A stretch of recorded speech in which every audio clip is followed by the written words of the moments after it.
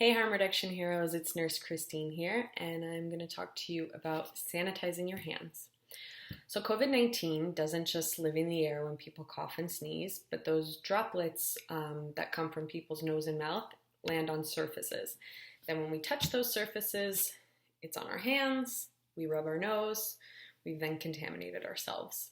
Similarly with participants, when we're working with them, say we touch a surface, we lean on something, then we hand someone a coffee cup, they put that up to their mouth, and then they've been contaminated. So for all these reasons, I need you all to be hand-washing psychopaths like me. Okay, so we're going to use alcohol-based hand sanitizer that's greater than 60% alcohol. So that's what kills COVID-19. It needs to be, between like 64 to 70% alcohol. What we have at work definitely meets that standard. But if you're taking in something from home on outreach, just make sure that that has enough alcohol in it.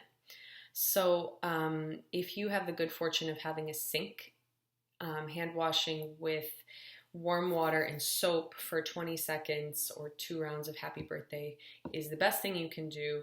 However, alcohol-based hand sanitizer will kill COVID-19. So outreach workers, don't worry, it's just as good. All right, so let's do it. We're going to take about a quarter size. Just make sure you have enough to cover the front and back of your hands. And you're going to go around the wrists, front and back, between the fingers, and just make sure you're rubbing vigorously for 20 seconds at least. Most importantly is that you're rubbing until your hands are completely dry, because germs die by alcohol after it's dried, not when it's still wet. So, voila. Now, these are the times you're gonna make sure you sanitize your hands. When you arrive to work in the morning before you touch anything, when you arrive back from your lunch break, before you go grab your PPE, like your gloves and your mask, make sure you have sanitized hands. Sanitize before you put on gloves and after you remove them. And anytime you've accidentally had hand-to-hand contact with another person or accidental contact with your own face, eyes, hair, and just sanitize them anytime you want to think about Nurse Christine.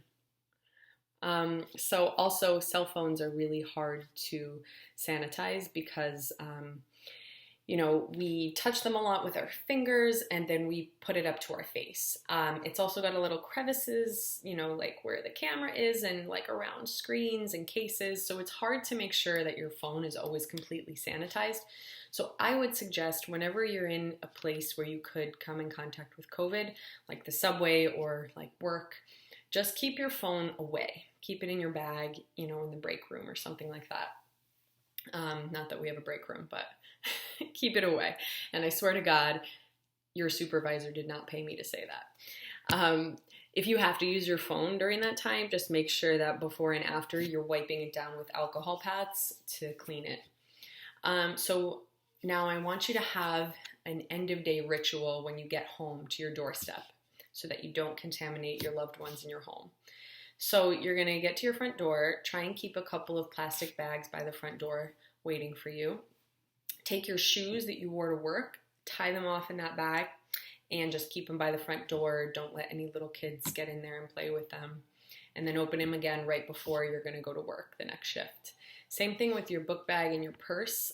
Just make sure, you take out what you need from it and then keep it in that bag, since it's hard to sanitize, a book bag regularly. So obviously your phone, like I said, make sure you clean that when you get home. And your clothing, take that off as soon as you can. Put that in a plastic bag, tie it, and put it with your laundry. And then take a shower as soon as you can to make sure that all your germs have been covered. Then you're in your shower, let the water hit your back, close your eyes, and think about all the participants whose days you've made that day, because you deserve that. All right, keep saving lives. I'm very proud of you all.